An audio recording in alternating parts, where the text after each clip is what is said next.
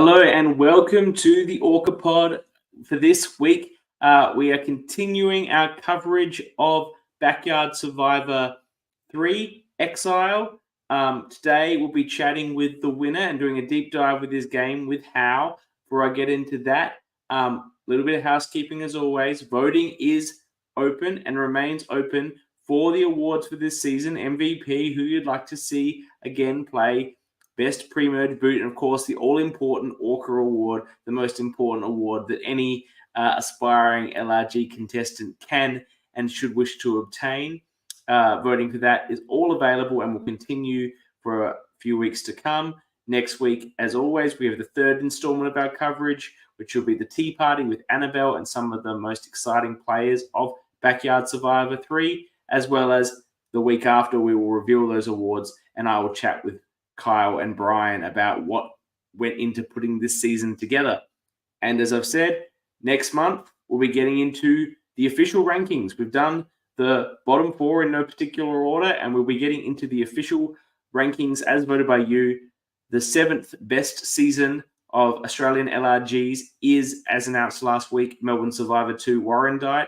So get binging so you can follow all the action as we go through our 4-week coverage for Melbourne Survivor 2 coming next month. So with that out of the way, here we are, and I'm very, very excited to be joined by the winner of Backyard Survivor 3. In my opinion, he was a very deserving winner, and you know, I don't want to begrudge other people on the cast, but you know, if someone else had won, maybe it wouldn't be such a good outcome to the season. I think he played a fantastic social, strategic, and challenge-based game. He was good at all of those things without being too obvious about it, and therefore keeping his threat level low. So I think I'm really interested again to how he did that throughout the game, step by step. And as always, comment live. We'll bring him up. We'll ask the questions. We'll get what you want to say on there. So without further ado, let me welcome the winner. How? Welcome. Hey, thanks so much for having me, Chris. Really stoked to be here. I'm excited to have you. I don't know if you got much of an opportunity when you played your season to sort of get into this and talk about what you did, because back then we didn't really have this sort of level of coverage going on. It's something we're doing now for future seasons, and that's part of why I wanted to go back and look at the old ones. So how many years ago was it that you played Backyard 3? It was a while ago now. A few years have kind of been lost to COVID, but if I'm remembering correctly, it would have been about 5 years ago, 4 or 5 years ago. 5 years. Have you been able to refresh yourself with the season in anticipation of this interview, or have you got it all in your head? You got a good memory like a steel trap? Yeah, unfortunately, I haven't had much of a chance to revisit it just because I've been busy of late. But most of it is still fresh in my head, being that I lived through the experience and then got to go back and watch the experience was also a cool thing to do. Are you still busy with work? Are you still a sports gambler? Is that even a job? I still dabble in the sports gambling, but I ended up using a bit of my money that I got from sports gambling to buy myself some camera gear, and I'm now a professional sports photographer. That's awesome. Did you use some of the Backyard Survivor money as well? I think some of that was long gone by then, but no, that sounds awesome. It all helps, doesn't it? Well, what was your knowledge of Australian LRGs or Backyard Survivor coming into this season? I wouldn't say that I had a strong knowledge. I had a personal relationship with Kyle outside of work. We both worked together at the Apple Store, and we, I guess, both knew that each other was into Survivor, but I didn't know the level that Kyle was into Survivor. And I think he'd asked me a while ago if I wanted to join in on, I think it must have been season 1 or 2, which I declined. And after watching season 1 and 2, I just thought to myself, look, I really want to get on board. But that was kind of my first live reality game, sort of outside of the mainstream. I didn't know that Kyle worked at an Apple Store, but it doesn't surprise me at all that you worked at an Apple Store. You give off strong Apple Store vibes.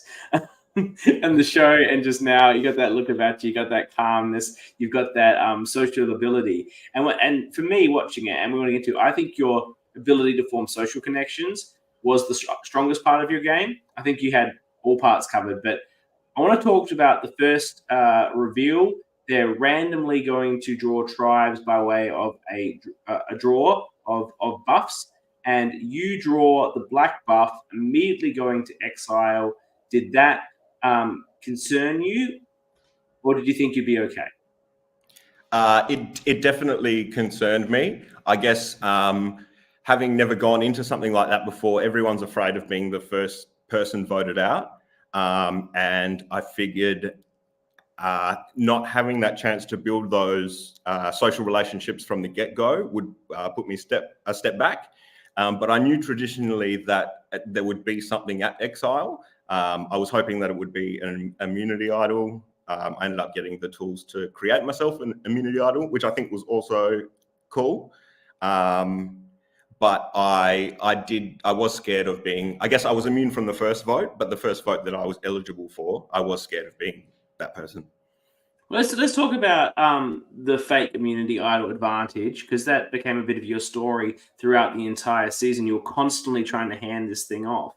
One thing that Jules and I discussed last week when we were doing our coverage recap was that did they give you not only the tools to make an idol, but also the tools to make the paperwork, a blank parchment and a Sharpie, say? From what I recall, there was no tools to create legit paperwork. Just the tools to create an idol. Luckily, later on, I'd found an idol, so I did have some official paperwork with me to go along with it. But no, it didn't come with the tools. Yeah. So when you were trying to, I'm jumping ahead, but when you were trying to pass it off to Kat, you had some paperwork you could give to make it a bit more legitimate. Yes, I did have some paperwork to go with it, and even though that play didn't go so much to plan, I was able to extract the information that she did have an idol, and we were able to flush the idol. That plan wasn't your plan, but the outcome was amazing. I'm jumping ahead there, but I just wanted to jump to that. One of the things that we postulated last week, we were trying to wonder how Kyle and Brian intended for this make your own idol kit to be used by the person who went to exile in the first instance. And as you say, you were hoping there'd be something there, like an actual idol, to give you that protection. Perhaps one thing you could have done would have been to tell your tribe that you've gotten an idol, but it's a one and done. Like, it's only for the first tribal, and then people probably would believe that. You didn't need to do anything like that, though, because immediately, even though you've joined this tribe and they've had all the meet and greet and they've done a tribal council, so they've got trust bonds in terms of voting together, you seem to be able to instantly build connections with Jake, Andrew, Samara, and Ben. Did you identify that they were the sort of core of the tribe, or was that just a bit of a luck and they're the people you got along with? It was a little bit of luck to begin with. I think Andrew was from what I could tell, the most strategic player on our tribe, and he, I guess you could say, was running the shots. And from the moment I joined the tribe, which was, if I recall correctly, to go directly to a tribal council. You watched the tribal council, that's right. Yes, that's right. Kiara was voted out, you watched it. That's right. The next time, the first moment I got to socialize with the tribe, Andrew had written the letter K in the sand with his foot as like an indication to me which way he was voting. And so immediately I felt like that was genuine, and I felt like I had an in, and I guess that was his alliance. And I kind of felt like I was able to weasel my way in there through Andrew. Well, I think it's interesting that you say you use the words weasel, because eventually you fully supplement Andrew's position in that alliance and become sort of the position that he had. I think it is, for me, your social game. I think what was really interesting was on the very long meet and greet that was on the beginning, where we got to see everyone and everyone said something about themselves or what have you. You mentioned that you were there because you thought it'd be a good opportunity to lie, steal, cheat, and backstab. That's just a fun sort of larrikin-y way of how you're introducing yourself. I don't think everyone could pull that off though. Are you just usually that people like, you can say this stuff and it disarms people? That's just your demeanor. I guess you could say that. Even looking at myself, looking at the footage back at myself. Even I think it was just the way I said it, and it wasn't intentional in any way. But I guess it came across as like a kind of a joke. I think what you have, and this was the only from watching you on the 10 hours of this YouTube experience, and Jules agreed with me last week that I think you've got a real sort of like Luke Toki vibe about you. It's that larrikinism, but there's a strategic player underneath, but they put up this sort of, I'm here for a good time, let's have a joke, let's have a yarn. And I think I can imagine that really appealed to Jake a lot in terms of the connection that you guys had the whole game. Absolutely. It's funny you say that because I would say that Luke Toki is my favourite Australian Survivor player. Mm-hmm. I bumped into him one day when I was working at the Apple store, and he was working for BHP or something at the time, and I saw him walking from like across the street, and he had like a particular walk about him, and I was like, that's like a strut sort of thing. And I ran up to him, and I was like, Luke, and we had a nice chat. He was nice. But I didn't tell him about the Backyard Survivor experience. See, that's where you and I are different. If I met a real survivor and I'd won an LRG, I'd be like, that I won an LRG. It's hard to bring it into conversation in any way that doesn't sound ridiculous. I did gloat to what's his name, David G, who I also met one night. About my win, which he wasn't so impressed with, considering that he'd won. Was that David Golden God is my favorite Australian Survivor player. Awesome! I think that he's incredible. So he wasn't so impressed. Yeah, he wasn't so impressed with that. And the one other Australian Survivor I've met was Jericho. He was like running past the Apple store in the rain, and I saw him, and I was like, Jericho. You've met Luke's whole crew. Basically. Basically. I think they all hang out socially. And Jerry said the same thing. He was like, "How did you recognize me?" Because he was running with like something over his head because it was raining. And I was like, "I don't know. You just got like an aura about you." Annabelle, who's doing the tea party next week and played Melbourne Survivor with me, was on The Traders season 2, and she was tight with Luke on that. So she actually went over to Perth when Luke was doing some sort of charity boxing match and met both him and David and spent the night with them, which I'm very jealous about. But that's her life and not mine. Back to what I do, which is just cover LRGs on a YouTube podcast. You come in that tribe and you seem to be settled pretty well. Kath goes. Did you have any thought that maybe they were playing you, or did you feel pretty comfortable that everyone was voting for Kath? Is it Kath? Yes, it was Kath. Because you won. So first you won an immunity. You won the immunity. They send out James, and then it's the we've skipped something very important here. They win the immunity, and they send you back to Exile, where you meet up with Liz and have the opportunity to obtain the ridiculously sized super idol. That's right. I forgot that was so early on. That they sent you back. That was their sort of like strategy of just sending the same person back. Were you familiar with super idols in American Survivor? Had you watched the seasons that had super idols or not? Yes, I was and am familiar with super idols. It's I'm sure Kyle and Brian were annoyed that it didn't get used at all, basically.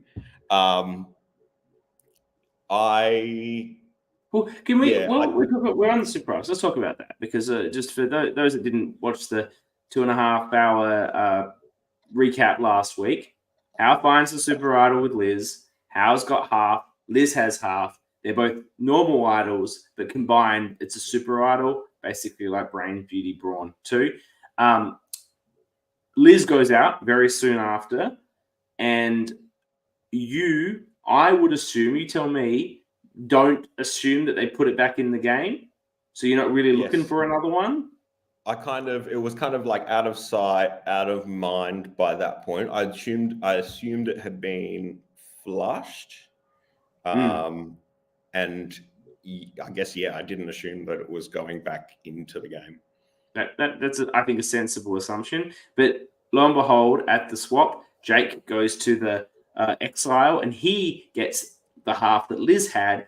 You two are then together for the rest of the game and never reveal to one another until all the idols get played at the final 5 that you each had one half of the super idol. Yeah, there was even a point where a super idol comes up, and I think Jake starts asking, like, what's a super idol? And I guess it just never, it should have clicked at me that at that point that it was back in play, but it just never clicked that it was back in play. I think that's a fair call, but I don't think I think someone mentions it. Someone's talking about super idols for some reason, not Jake. And then Jake does, even though he's holding the super idol, he's doing a whole playing dumb, I'm just a jock, I don't know about Survivor stick, right? So he goes quite hard at what's a super idol? I don't know what that is. And it's so convincing that I was sure that you right then were like, well, there's no way if there is a half that he's got it. You know, well, yes, in a sense, it was, convincing enough that I thought, well, if there is one, he doesn't have it. Actually, a funny little tidbit about the super idol and how big it was. I had it in my bag, in my we each had like a satchel each, and we were told to bring different colored shirts depending on which tribe we may end up on throughout the game. And if I'm remembering correctly, I had a blue shirt and I had the super idol wrapped up in the blue shirt. And that's when they were like, tribe swap. And the shirt that I was meant to put on was wrapped up in the super idol. And I think I ended up just putting on a pink shirt. Or it was like, I ended up. Yeah, he said, I don't own purple. And Jake was also like, I don't own purple because he was wearing like blue. Here's your partner in crime with the dinner plate idol, Liz. The amount of effort the dinner plate idols. We did postulate that it would have been very fun if Jake or yourself, given how tight you were in Alliance, ever tried to play a super idol. Because if one of you had gotten up with it and pulled it out, I'm sure the other one would have been like, oh, hold up, don't do that. I've got the other half of that thing. We'll just wait to see what the votes are. Yeah, that's true. I think the other thing is we never actually needed to use those. It's incredibly disappointing. The three of you had just so much social control that you never needed your absolute swag of idols, which is really disappointing from a viewer point of view. I think in retrospect, the best play could have been if Jake and I used it to flip on Samara towards the end. I think that would have been a cool blindside. But yeah, I guess it's easier to say things in retrospect. Well, you were the winner, so you don't need to do that. I think you going to the end with Samara and Jake was always the most sensible straight line to victory for you. So why get silly about it, you know? Yeah, that's true. That's true. Liz gets her super idol. It's funny. You often think about once you've played one of these, you go back and I'm sure most people think about things that they should have done differently. And even I think about things that I should have done differently. But you're right. Like, as the winner, you should not have done anything. And you had 2 votes against you. 2 votes, like, not in your favor of the whole cast. I don't think you need to worry about well. You did. Now, somehow you end up at the end with Andrew. I think you got a very difficult situation. And you're probably like, Yes. I shouldn't have got here with Andrew. And, you didn't. You knew you had to take Andrew out.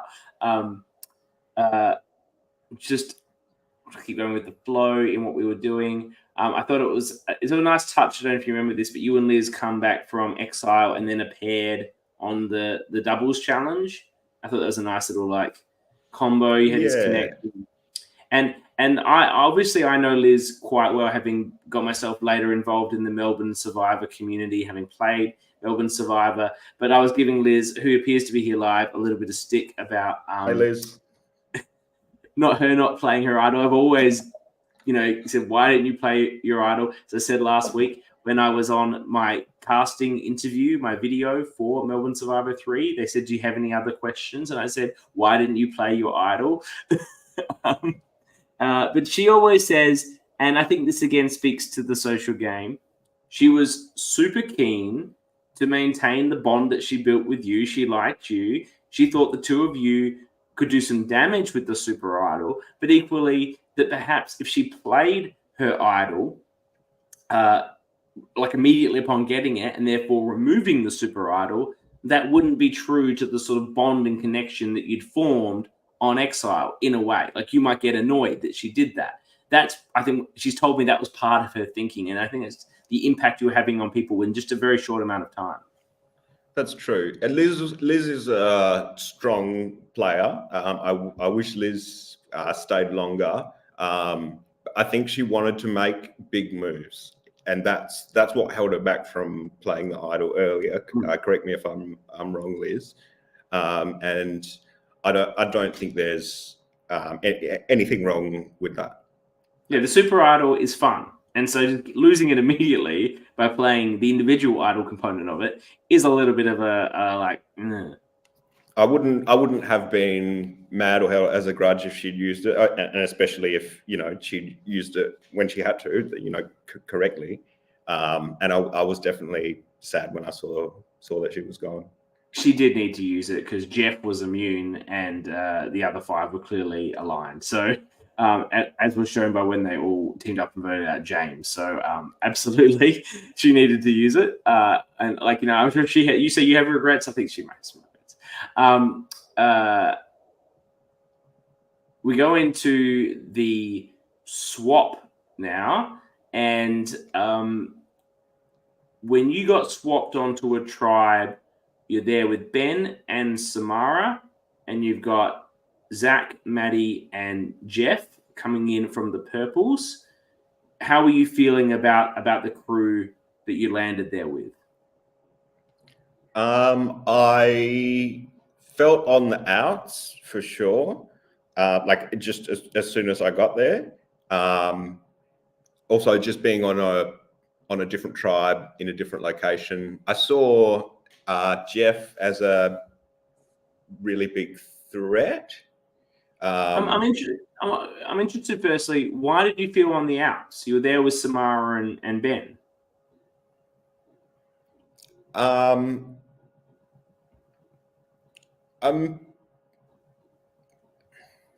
not entirely sure. I think. Well, I don't think you're misremembering this, by the way, because earlier on in that swap, with the way you're talking to Jeff and the way you're talking to Zach and some other people, it does feel like you're sort of trying to assess whether you got an escape route here if you need it. Like, it doesn't seem like you're just saying things to them to pander or to keep them in the dark. It does legitimately seem like you have a nervousness at that point.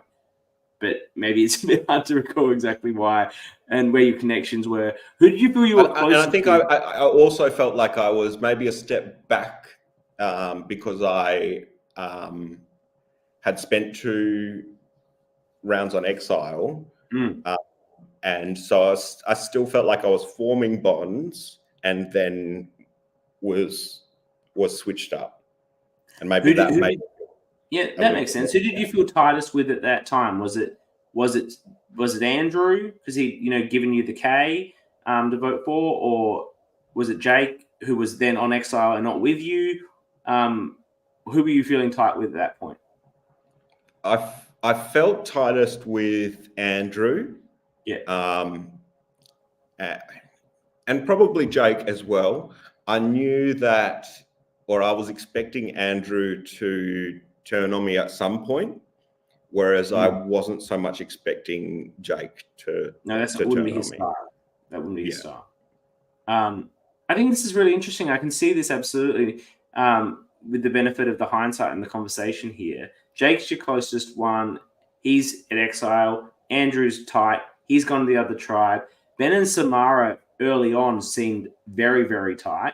Like later on, she was happy to vote him out. But right at the start, they seemed very close. And I guess you're in a position where, well, if the purples are tight here, are they going to rocks for me? Like what's going to happen here? Maybe I am on the bottom of this. I can really see now what you were saying about how you're feeling that way. Yeah. I also wanted to. I thought if I could have that, Jeff would have been a good opportunity to try and offload the fake community idol too. Yes. But I did not get an opportunity. I think it was also if anyone was seen speaking with Jeff, or if I was seen speaking with Jeff, that would have put me on the out. So I think that's the only thing that stopped me from making that move.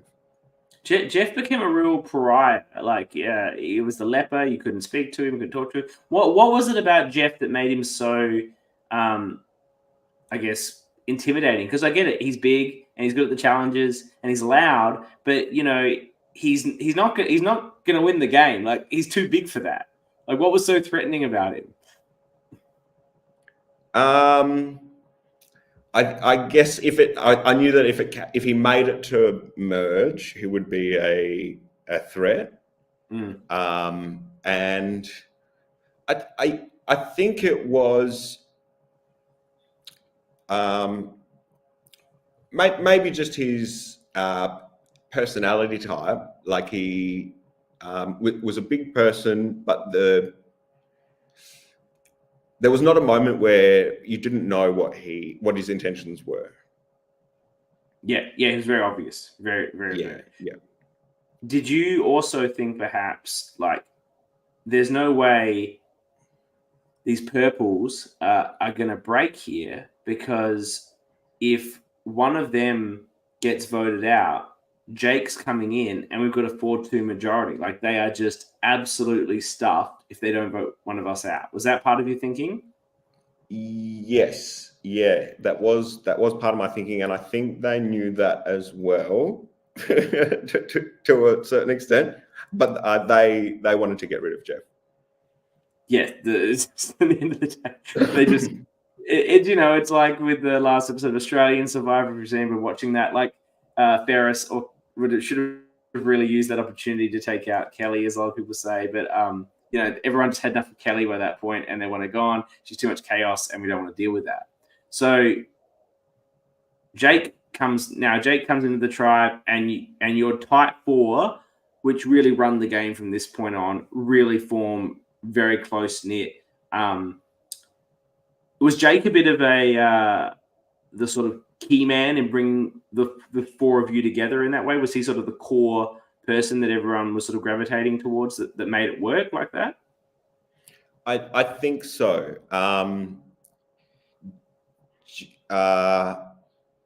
Yeah, he was very excited to be reunited with those original tribe members. Mm-hmm. So yeah, he kind of was the glue that sort of pulled us and held us together.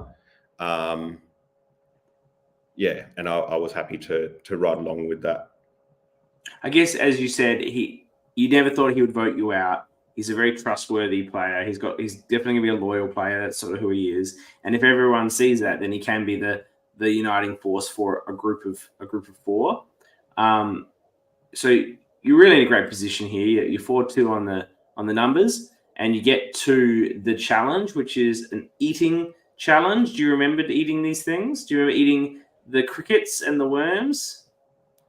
I do remember eating the crickets and the worms. I think, funnily enough, in my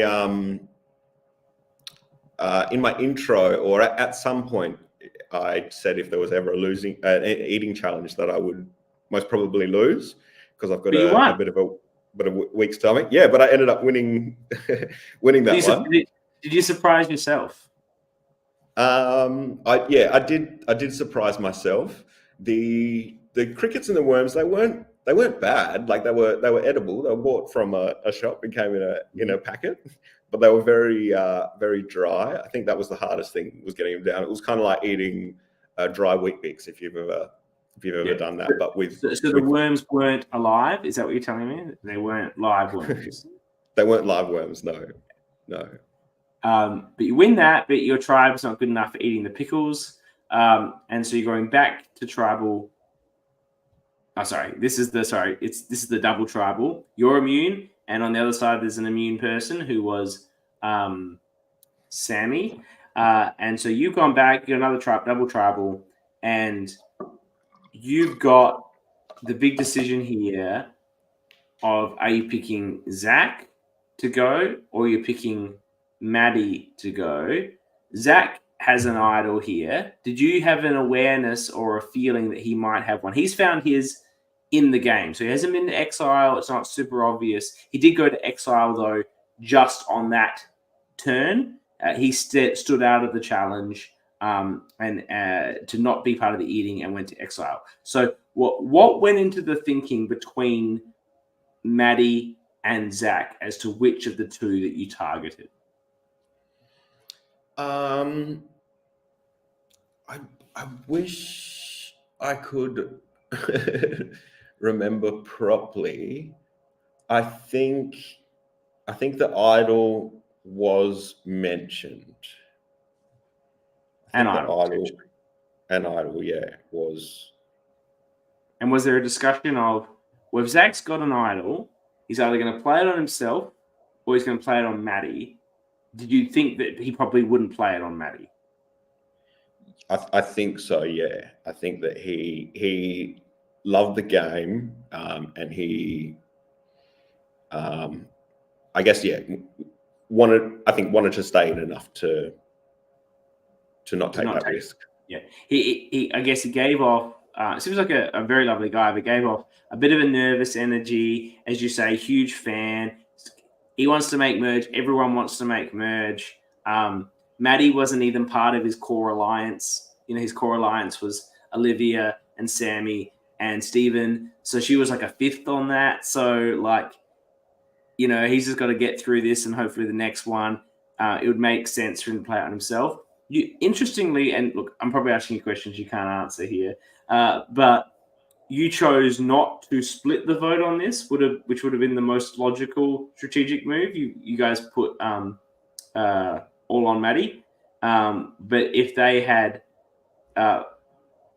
obviously, if they had played the idol correctly, and you guys had done 2-2, then you could have just done Maddie on the revote, or Zach, depending on which one had played the idol. Was there a discussion, do you recall? It wasn't shown on the footage, so it may not have occurred, of considering a 2-2-2 split.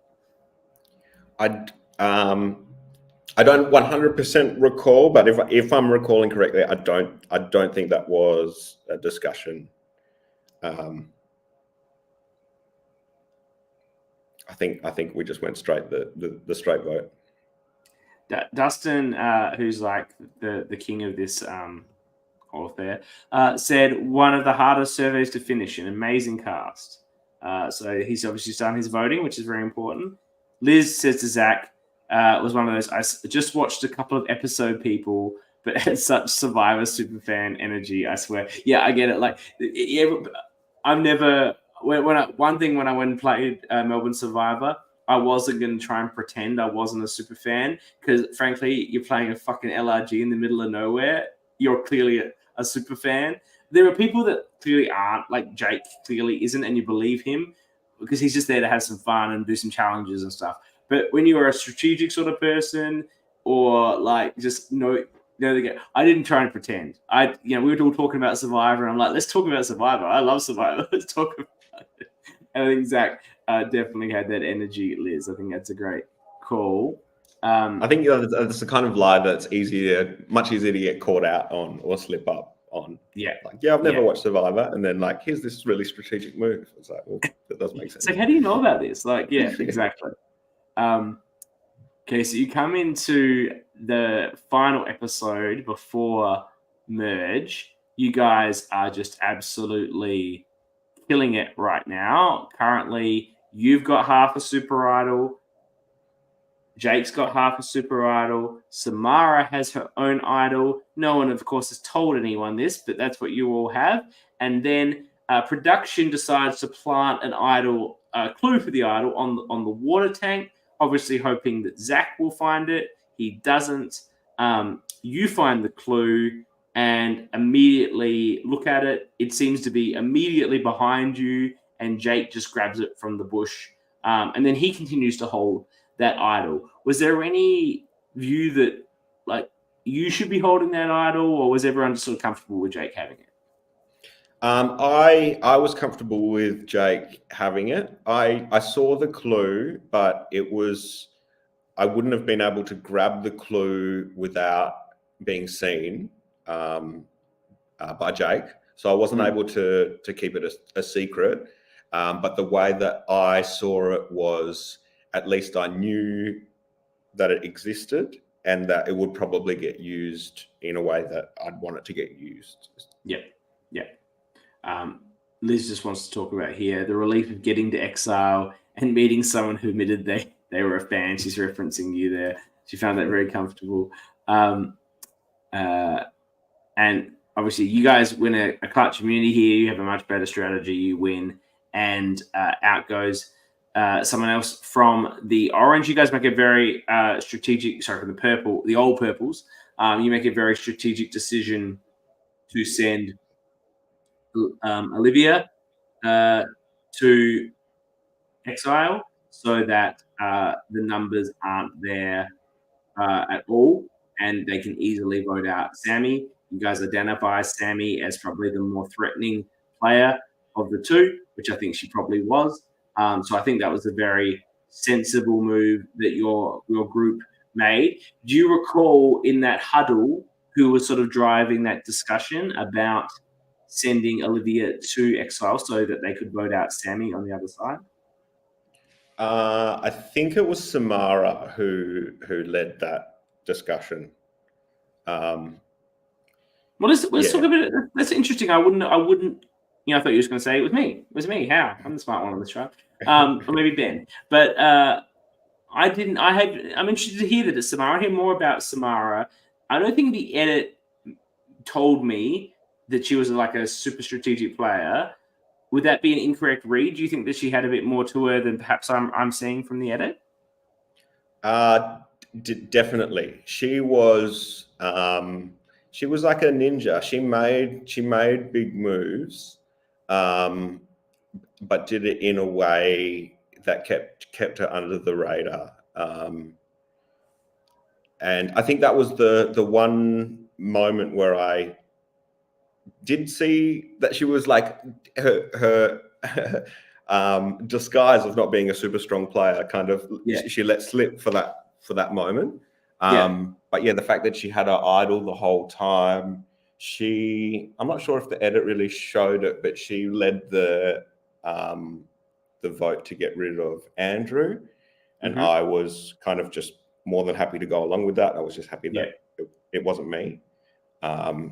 Samara did make some big moves, but I think she was so calculated, and I think she kept a lot of her moves to herself. So it would have been hard to show that on the edit. And I think that's actually what did her in at the final tribal to some extent. Her final tribal was pretty good. I think she was able to get a bit more out there than what the jury had recognized. The problem is, and I've been on one of these juries, is that there's a lot of groupthink that starts happening as people come into the jury. They have their perception of how the game is going and who's running it and everything like that. And she's doing a great job of not being seen as that person. But if no one on the jury sees it that way, and then it's not getting like, you can get voted out, and then someone comes out 5 later, and they're like, who Samara's really running the game, and you're like, oh, really? Wow, tell me more about that. That's really interesting. But if no one knows that, then you've got no one to give that information to the jury. And I think, she probably needed you or Jake there to actually tell them that before the tribal council. Yeah, I think you're 100% there. I feel like I'm going to confuse myself now. Was it the first season of Australian Survivor? Who won that? Christy. Christy. Yeah. I feel like she was more strategic than her edit would have given off. And so I think if I recall correctly, she kind of got like a goofy edit because maybe that's all they could have gone with. She talked about it before. She sort of didn't give them a lot and didn't tell them all the moves. So production sort of hated her a bit for it. But then it gave that amazing final tribal council where she just, here's all my plans that none of you knew about. And everyone was just like, oh my God. Yes, if Samara had that kind of tribal council, she would have won, I think. Well, I think, especially if it was a final 2 without you there, and it's her and Jake. No offense to Jake, but it would be very similar to what happened with Christy and Lee in that same season that we're talking about. Lee was just a guy that was strong at the challenges, very loyal. There's nothing wrong with that game. That was his game, and everyone knew that. That was Jake's game. Everyone knew that was Jake's game. So he doesn't really have a big bombshell that he can drop at the final tribal, and people want the bombshell. Yeah, that's true. We get to the merge. Were you very excited to make merge? Was that a big objective of yours, or was it like, nah, I got to win? If you're not first, you're last. What was your sort of view going into it? Merge is definitely there. Like, obviously, you don't want to be the first person voted out. You have all of these checklists, and I think I made off most of them. But I'm very happy to make merge. This may be testing the memory, but how exciting was that battle back challenge in the real time with Jeff and Kath? It was nail biting on the video. I don't know if you recall how close it was. Yeah, that was a nail biting challenge. It maybe even more so than the edit gave off. Okay. It went for a long time too. It was very back and forward. But yeah, that was a clutch challenge. You and she comes back in. We go to the auction. I think you get the crickets at the auction, so some more crickets for you to enjoy. More food. And the oranges, the OG oranges, the blood oranges, they're all back together. It's everyone that was on the original tribe. I know we talked this last week that I see you as being on the original tribe, even though you were in Exile, but I see you as original Orange. It's everyone from original Orange except for Kiara there at the merge with Zach and Olivia, and there is still a very strong blood orange, strong attitude. Did you think that was gonna hold up for as long as it did, or did you think that it was going to break sooner than it ended up happening? I thought it was going to break sooner, and I thought I thought I was going to be the one that was flipped on. You're very worried about your position. You were talking about this in confessional at the merge. You were worried about getting voted out. You're paranoid. You thought that you were playing such a good game, which you were, and were worried that people would clock that. But I don't think they had. But is that why you thought they would flip, or did you think there would be more to it? That's why I thought. It's funny that you say that. Like, you considered me original Orange, because I think everyone did. Did you? I did, because it suited at the time. I would have easily flipped. I thought Andrew was going to be able to wrangle a flip against me. But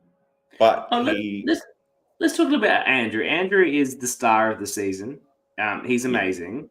The way he talks and the things that he says are just coming up with that in the real time, live, unscripted is amazing. He's obviously very verbose. He's very measured and calculated in the way he speaks. It's very, very good TV. There's a risk of someone like that being found as sort of annoying, but it seemed more like everyone just found it incredibly entertaining. Was it the latter? I think so. I definitely found him very entertaining. Maybe at first when we hadn't sussed him out yet, or sort of didn't really know his character. Maybe there were like a couple of sighs when he started to speak, but it eventually got to a point where anytime he was about to speak, everyone would fall silent and hang off his every word. Because it's a long day, You're there for a laugh too. You're not playing for $1 million. Absolutely. And he was so poetic in the way he spoke as well as being articulate. There was something so like poetic about everything he said. We were doing impressions last week, but it's only with love. But it's because he speaks with a real there's a rhythm to it.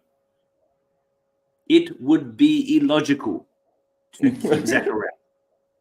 We would have to be the stupidest players in Survivor history to not vote out Zach. It's very it's like that, fake, isn't it? Yeah. And there's a rhythm to it. Like good performance has rhythm. Like Shakespeare and but even all acting, it needs to have a little bit of rhythm to it. People can flow it better. He does that very well. So you think he could? You're worried he could make a movement to take you out?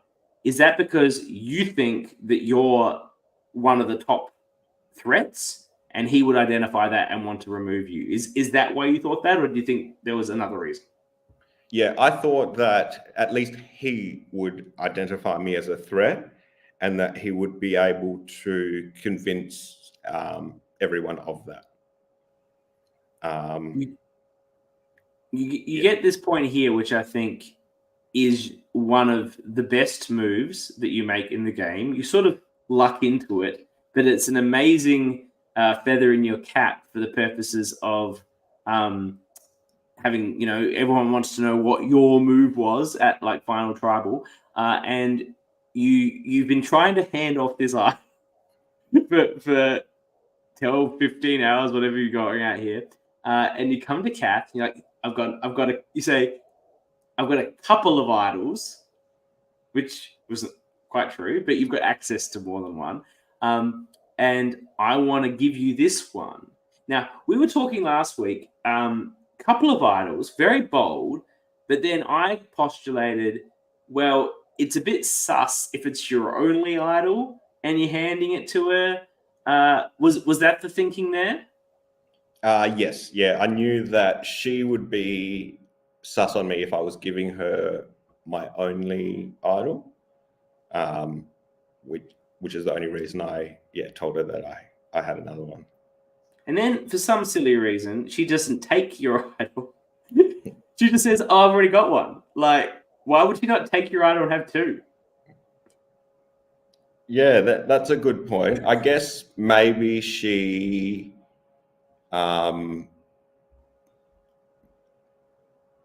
believed me and felt like she was, I don't know, doing me a favor back by keeping it. I guess she wanted any in that she could have got. She had to build bonds, right? So I can see it. Like, I think I would have just taken your idol, but which would have blown up in my face. But if I'd done that, and it would have blown up in her face. So right. But she immediately tells you got it, and you go back to the whole core orange and go, Cass got an idol. She told me, what are we doing here? And then Andrew does a whole complex numbers thing with the seal the vote and whatever.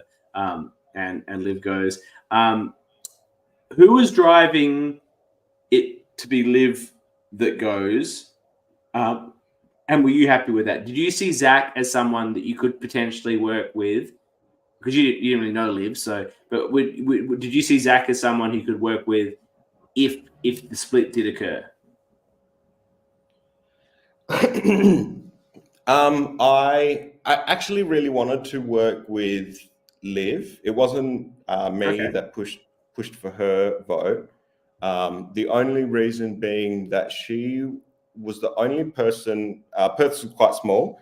She was the only person that I knew had met before. Or you Participating had in a pre-existing relationship with Liv. How detailed was pre-existing this relationships How that detailed? You just that I met really once. wanted to utilize. Yeah. But I later learned that I think everyone had at least one kind of Yeah. pre-existing relationship, so it was like a fair playing field. So how did you know her? Did she also work She at also worked at Apple, yeah, for a short period. so she's a co-worker. You have a fairly strong relationship, presumably that she's a co-worker. But Yeah, you yeah, know her very well. yeah, yeah. Um, So we really wanted to work together. I think we're pretty good at keeping it under wraps as well. I I guess because we think so. never. So the issue was together. more that Andrew wanted her gone, and because he was wanting to queue up Zach as an option for him. Yes, yeah, it must have been. And even though he just met Zach, Zach was a bit more of a fresh slate, whereas he'd already, gone through a few tribals with Olivia, and Olivia may have seen him, as more threatening or as someone she couldn't work with properly after that or trust. We've got a comment from Kyle here. He's watching live. Hello, Kyle. The fact that would you like an idol? No, thanks, I've already got one. Happens more than once this season is so bizarre. It's incredible, and we will get to that moment, which I think is probably the highlight of the season. Anyway, Kath goes here, and we roll into the next tribal, and we get which one is this? We are doing the knots. I should have flagged that you almost won the first immunity. You were very, very close on holding those pool balls on a stick. You were them around a bit, but you came second. It was very impressive. We get to this next event, and it's this knots barrier jump thing, which you win again. You were quite the challenge performer. Did you think you'd be good at challenges? Is that a skill set? It's hard. It's hard to say. I didn't think I would be good at challenges, but I guess you never know what's going to be thrown at you. The pool ball challenge was a funny one that I thought I was going to go almost straight away, and somehow made it to the second last. I had Jake not won that. I really wanted to use that as an opportunity to flip on Jake. Flip on And Jake? yeah, What? that's the only reason I pushed so hard to win that. Otherwise, like, what? Wow. Okay, so in this hypothetical flip on Jake, who's in your crew that's doing this? Look, I can't remember. Liv, Zach, Kath. Yeah, I think that was like the really big move that I like wanted Andrew? to make. Bringing Andrew in on this. Yeah. I think I could have brought everyone bar Samara. This would have blown the game wide open. Yeah, but I could have lost. So I think this would have gone horribly for you. I think this would have been an incredible mistake. But it would have been it would have put too big of a target on my head as well. But it would have been much more interesting television than what we got. But that would have been amazing. Wow. I guess you just had that nervousness that they were going to flip on you, and you had to do it first, and eventually you realized it wasn't going to happen, so you sort of calmed down. However, at this immunity win, you make what I believe is the biggest mistake you make, probably the only mistake you make in the entire game, and that's you get to choose who goes to the various positions. You may not recall this, but you got to go to a reward and bring 2 people, and you also got to send 3 people to Exile. But perhaps there's more information to this that now we didn't have from the edit. So you decide to take Ben and Jake to the reward. Did you have any concerns about leaving Samara out? I did to a certain degree, but I felt like Samara was tight enough to leave and to also be able to be like, I guess, an eyes and ears to what happened there. And I chose Ben to, I guess, more solidify my relationship with him. With Ben. Had I brought anyone else other than Jake, I think it would have been too sus to my your crew, my core alliance. Yeah. But did you think strategically about sending the people on the bottom to Exile, knowing all the goodies that you'd gotten from Exile over your time? You know, Kath had just got an idol from Exile. You could tell that Carl and Brian were putting as many idols in this game as they could. You sent to Exile a group of Zach, Kath, and Caitlin. Did you foresee that as potentially a risk to send all of them to where an advantage could be obtained? Yes, somewhat. But I figured, or I thought that that Samara would let us know. Well, Samara was back at camp with Andrew and Raph. Okay. Sorry, who did I send? Zach. Caitlin. Yes, Caitlin. I think was going to be the eyes and ears. And you had that trust. She's good.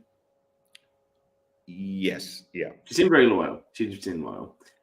She was loyal to I thought to our core alliance. I feel like the more sensible play though would have been to send, Caitlin and Samara and I guess Andrew to Exile, and leave the ones at the bottom at the camp where there's less likely to be something at the camp. It's not like it's real Survivor and you're sending them for 3 days in the wilderness where they weren't getting to eat. Yeah, that's true. That's true. That would have been the best decision to make in retrospect. There was a lot going through my head at that moment because there was a lot to think about, and I did feel somewhat put on the spot. Well, you were probably very concerned about exposing how you viewed your relationships and how you view the hierarchy. And so you're probably trying to make these decisions to not expose it completely, but at the same time, making sure that the people you are alive with don't get pissed off, or even don't get pissed off, they don't get the wrong idea about where they sit with you because they're actually closer, but you put them here. But that's what's going through your head while you're making this split-second decision after you've been playing for 14, 15 hours. It can't be easy. Yeah, it is. It's a juggling act, and it's hard to know what the right decision is, especially at the moment. Well, I think that was the wrong decision, but I think it's the only poor one you made the entire game. Kyle did enjoy though that the scene you got, the most awkward scene in Backyard Survivor history, the 3 of them at Exile. At this one, Kath goes, it's clear, that's easy. There's a good split with 3 on Zach. And then they immediately go into the next challenge, and I'm like, Zach's fucked. Like if he doesn't win this challenge, he's got no time to make an arrangement or a deal. And it's a Survivor quiz. Now, Jules and I postulated last week that if the questions were going to be that easy, I would have been there for 12 hours getting them right. Did you think that you would do better on a Survivor quiz? I can't quite recall on which one you went out on. No, I knew I'd probably struggle with the Survivor quiz because I've got a bad memory. Okay, you're not and a lot this. Yeah. And a lot of the seasons do kind of blur into one for me. Yeah, fair enough. Zach doesn't win. Andrew wins. Zach thinks he's absolutely going. Kyle asks, do you have anything to say to the tribe? And he just says, peace out, bitches, which is actually, I think, a fantastic moment in the season. And then suddenly it's 4-4 on Ben. This is Andrew's move. He's worked it up. And he's got Caitlin, Zach, and himself and Raph voting for Ben. How surprised were you to see the 4-4 on Ben at this point? I was surprised. I wasn't expecting that move.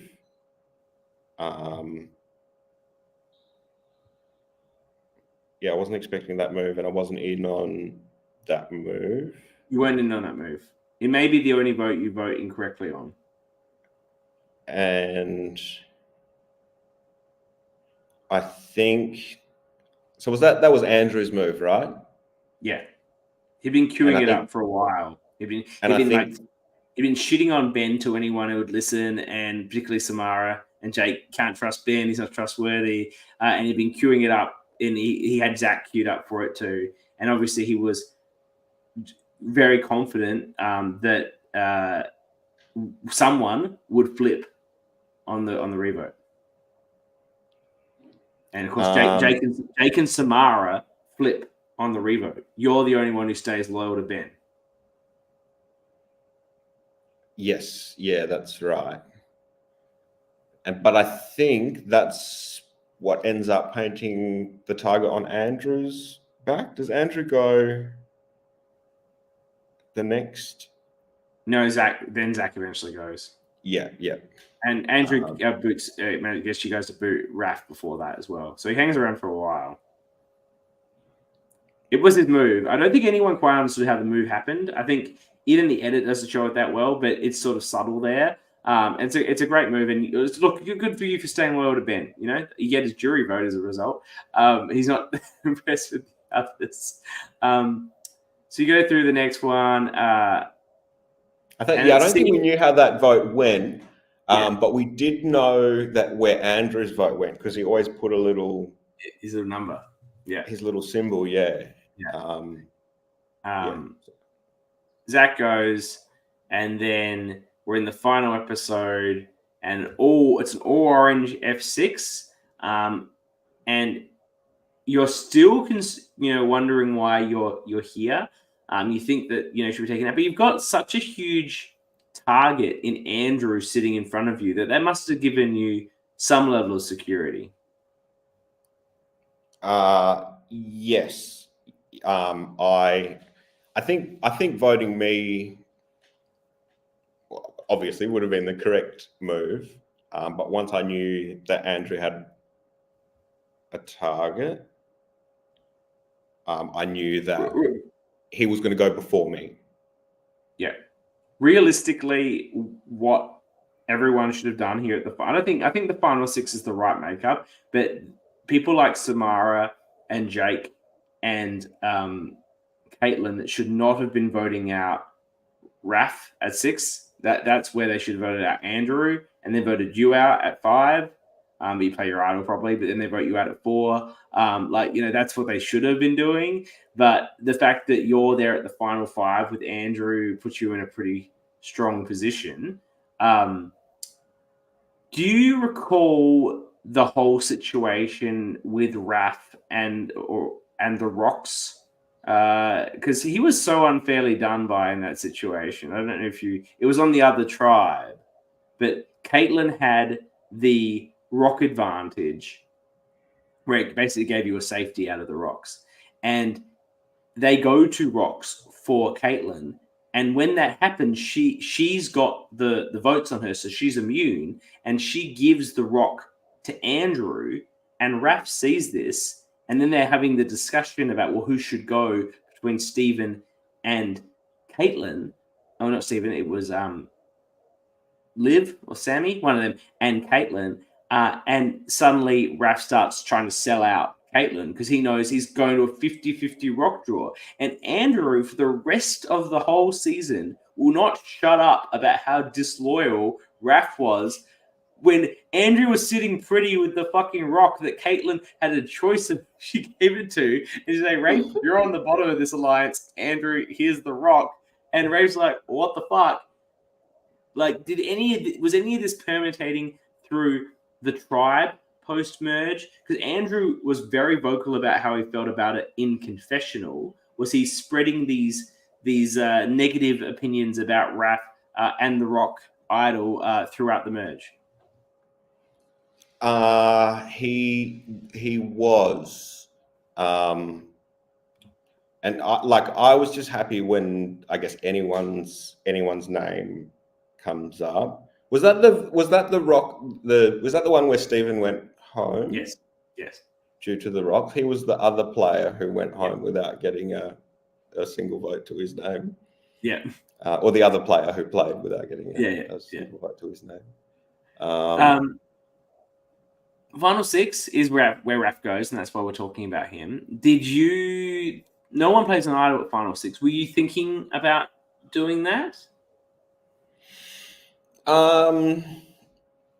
Samara's got immunity at this one, by the way. Yes, Samara had immunity. I wasn't thinking about using the idol. I just wanted confident. I was confident. Yeah. So we go to the next challenge. Jake. So on that one, Raph goes. Next challenge, Jake wins, and you've got everything locked up here for this vote, because between the three of you, unbeknownst to the three of you, you have 2 idols and a super idol, which is also 2 idols, and Jake is immune. You literally have all the hardware, and we get this amazing moment at Tribal where Jake tries to give the idol to Samara, and she's like, no, don't worry about it, I've got one. And then Samara tries to give it to you, and you're like, no, I've got one too. And the three of you are just like cracking up in the back about this situation. How was that in the real time to find out you had this alliance for hours, and you all had idols and no one had shared them? It was funny. I guess we all just what was going through my head was like, when did you get that? And why didn't you tell me about it? But I guess all 3 of us were thinking that. But it was it was funny. So. And you make the decision for some reason to play your fake idol here. I didn't really get the view on that. Like, you played it was fake, and then you played the real one. Any reason? Can you remember why you wanted to play the fake? You were just so desperate to use that fake. Yeah, I don't know. I just I wanted them to say that it wasn't a fake. That it wasn't an immunity idol, just as like a haha moment. I think that's all there was to it. Yeah. So Andrew goes here, and then you're talking about your idols, where they're coming from. Jake wins another immunity, and I've got in my notes here, Jake and Samara should really take out Hal here, but I don't think it's like super obvious, because Andrew had been building all that stuff up about Caitlin for a couple of rounds, about how nice she is and how everyone likes her and how she's going to win. Like, he'd been doing that to try and elevate her threat level above his. And I think Jake and Samara really bought into that. But I also just don't think it was in their nature to burn you. No. I don't think they were the backstabbing type. No. And I've talked about this before.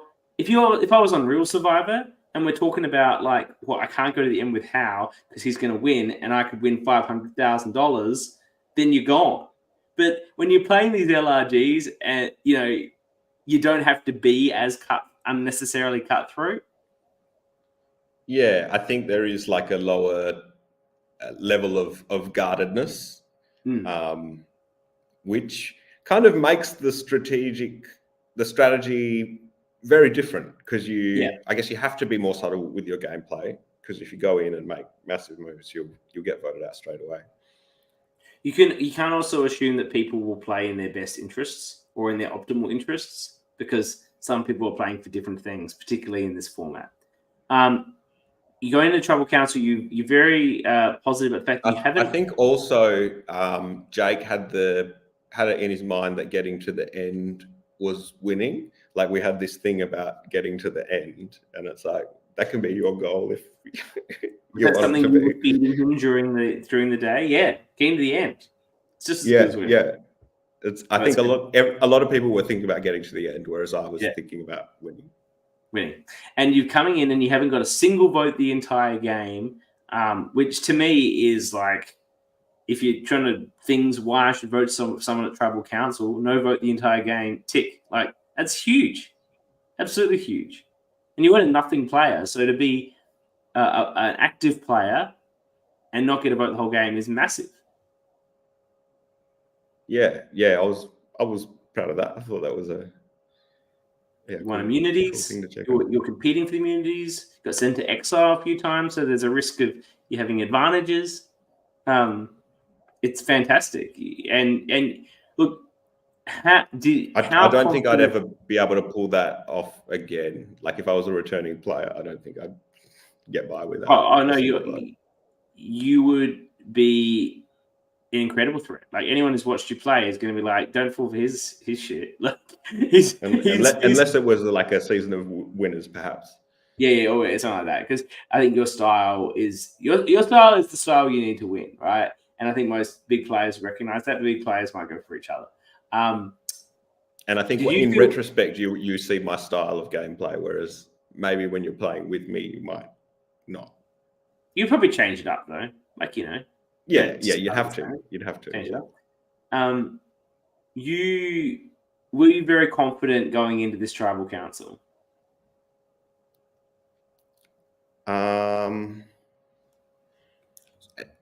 Sorry, how many were left in this one? No, I'm talking about final tribal council. You're there. Final, you're at the end. Yes. I was confident. I would have been upset with myself if I hadn't won by that point. Yeah, and look, the jury is clearly all in your pocket. You know, there's good questions, and they're just doing whatever they can to give you the situation. Like, you know, people are just stumping for you. I think Zach just stumps for you. Well, not Zach, sorry, Zach didn't vote for you. James is just stumping for you. James is into your style. They said, what was your biggest regret? And you said, not taking Andrew because he was the best and I wanted to beat the best. And I'm like, that's such a quick answer to give to like pump Andrew's ego up. You do another one as well where you pump Jeff right up as well. You said Jeff was the biggest threat in the game. That's the sort of shit. I almost felt like I was like checking their votes off. Like all you need to do to pump up Jeff, right? You just give him a big compliment and he'll be like, oh yeah. And then like Liz says, you know, that Jake, what was your biggest regret? And he said losing a challenge or something. And Liz said maybe it was taking Hal. But everyone's there. Now, can you confirm for me, if you can remember from 5 years ago? If you can't, I'll ask Kyle and Brian. I'm going to chat with them. Sammy asked if you guys to do a fuck, marry, kill from the jury, and it sort of doesn't happen. And I couldn't tell if it was edited out or if Kyle said, no, we're not doing that. No, I don't think it was Kyle. I just I didn't want to answer that question. Did it happen or was it edited out? That's my question to you. Was the answer given? No. The answer wasn't given. Yeah. I had my girlfriend at the time, funnily enough, was Rachel Fu, who plays in. I know. Oh yes, Rachel's a great player. Are you still with Rachel? No. We broke up between those seasons, so I haven't watched season 4. She was good, but your broken heart couldn't handle it. Is that what you're telling me? Maybe. Maybe. Yeah, who knows? It's worth watching to see Kiara. I don't know if you know how well she does, but it's a great journey for her. We did. Look, it is hard. I made Jules and I do it last week on our coverage. She had about 2 hours 43 for anyone who got that far, and it was difficult. Jules was just savage about it. She was just like, "Boom, there's my answers." But I was like, Jules was like, "I'm shooting Ben. I'm fucking Sammy, and I'm marrying Maddie." She's like, "Boom, boom, boom." And then I'm all like, oh, well, it's really hard to say who I'm just fucking because, like, it's a bit misogynistic and I don't want to be that way on the thing. So I'm like, I'm just going to say, even though I'm a straight guy, that I'm fucking Steven because he's like a good looking guy. Like, I'm just dodging around these questions. And then married Andrew because it'd be like a crazy, like, insane marriage where we just fight for a year and then get divorced. But what a year. And then they're like, kill. And I'm like, I can't kill. Who am I going to kill? I can't like shoot just a woman. Like, I don't know. I know. I eventually shot poor Raph. It was a sad event. Do you have to dispose of the body yourself? Like, it's a whole thing. Yeah, I really struggle. So I can imagine how difficult it would be. And I think it's good they didn't actually let you do those answers. This was very late. You've been playing, I don't know, 19 hours, maybe at this point, 20 hours. You seem pretty mentally still switched on. Are you someone that spent 4 a.m. nights at the poker table and, you're used to having long nights and, still keeping your mind active? Yeah, at the time, I was watching a lot of American sports. So a lot of basketball that's on at 2:00 in the morning, etc. So I'm used to a late night. There was a lot of, I felt like running off adrenaline at that point because there was a point where I knew I was going to win. Well, the jury made it pretty clear. Yeah, the jury made it pretty clear. Yeah, and I think you do that well. Like, I wouldn't say, like, I don't know how many of these LRGs you've watched, but Canberra season 1, which we covered last time, Jeremy, who wins that, gives such an incredible final tribal council. He's probably not the favorite going in. Everyone thinks this other guy is the favorite, and Jeremy just nails every question perfectly. And the guy that was just front running coming in just gives front running sort of safe answers. And I would say that's what you did here, but that was all you needed to do. There's no point trying to swing for the fences when you've got that inside lane, which I think you very much had. So I'm not saying it's like the greatest final tribal council, but it's very strong and is exactly what you needed to do. There's no need to do more. And I think that's also a good read of the situation. Yeah, definitely.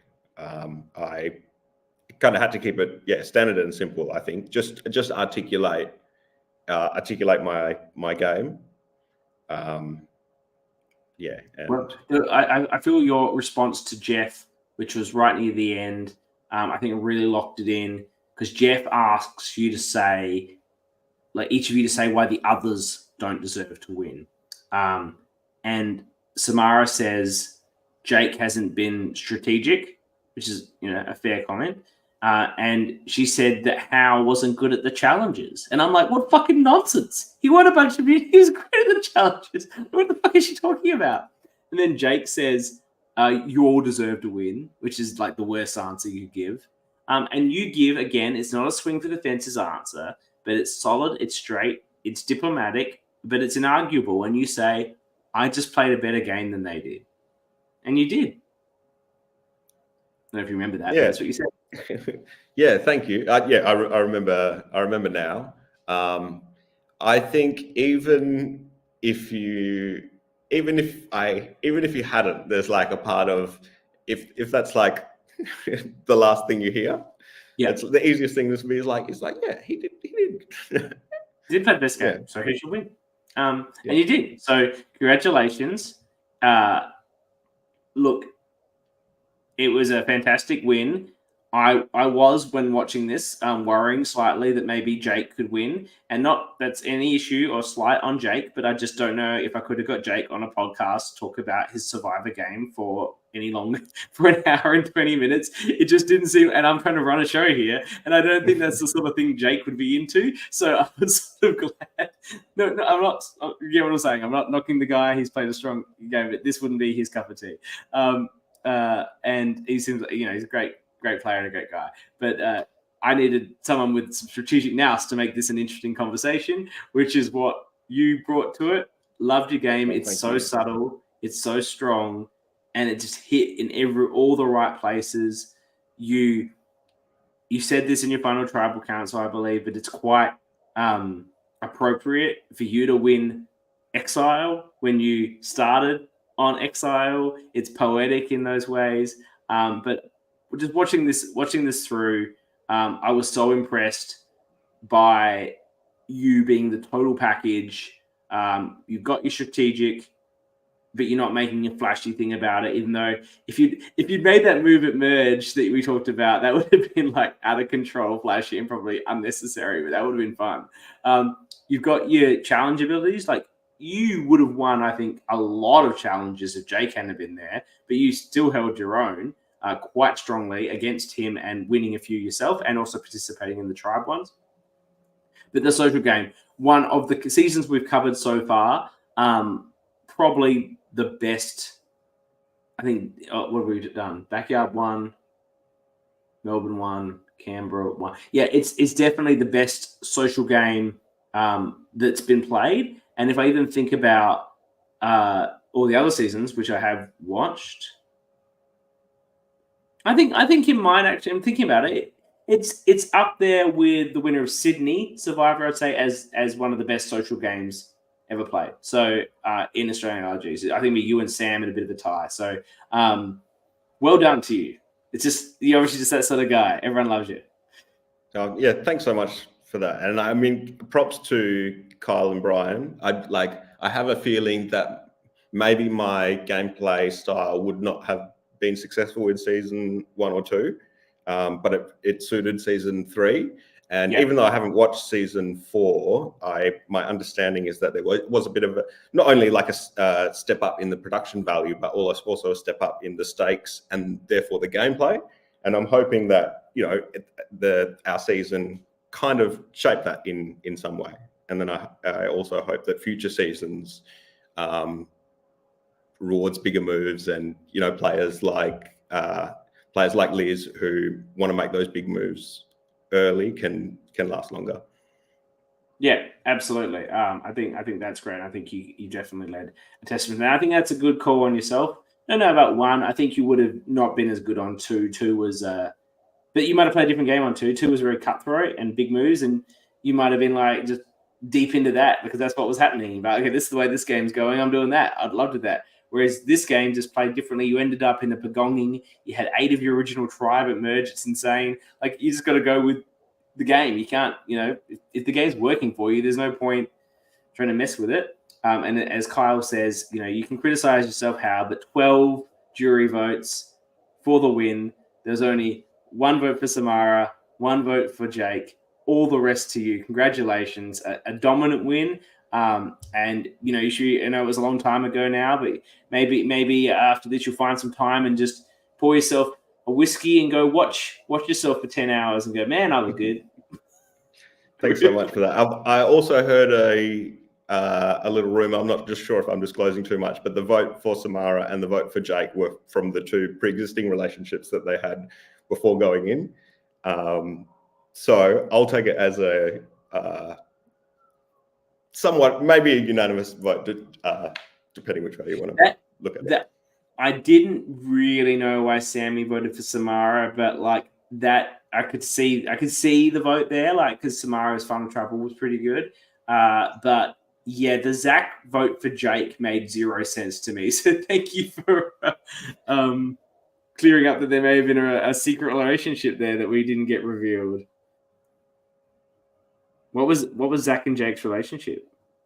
That was just maybe a rumor that I'd heard. Okay, you might not be sure. Anyway, it explains a lot because I thought that was a weird vote for Zach. I thought he'd be more of a vote for the best game sort of guy. But anyway, thank you so much for making the time. I know you were busy. We were trying to coordinate this a bit, and you had a busy schedule and we had to work it in. So thank you for making it happen. My goal is to get every winner on this thing as I do my 11 seasons of coverage. So I don't want to be let down by anyone. So thank you so much for coming on and talking to us for an hour and a half about your victory. It was great to celebrate it. Next week, as I said at the beginning of the show, will be the tea party with Annabelle. Now, maybe you could do me a favor, Hal. Maybe, please. We generally, with the tea party, we want to have the most exciting players of the season. It's a fun show. It's a big show. We want the big characters. Presently, I have Ben and I have Maddie. But Andrew, who is communicating with me, is not committing. But he says that you two still chat from time to time. Would you please put in a good word and say it was an amazing experience? This is a good podcast. They know what they're doing. Do them a favor and please show up, because covering this season without having Andrew on the screen is a loss. It's a crime. Yeah. I'll have a chat with him. I haven't spoken with him in a while, so that's good. I do need to reconnect with him, because I do get along quite well with Andrew. He's one of the solid relationships I made out of that season. Not that I haven't made many others, but I'm very fond of Andrew. So I'll see if I can do some convincing. I would love it if you could. Thank you very much.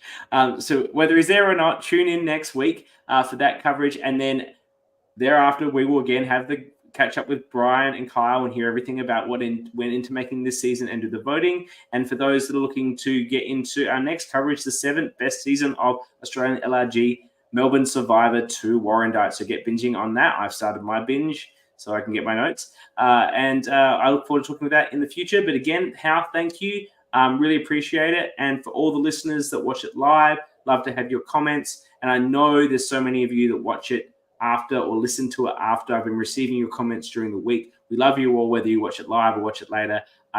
We really appreciate your support for what we're trying to do here at the ORCA Pod and for Australian LRG. So thank you. Thank you, Hal. We'll see you next week.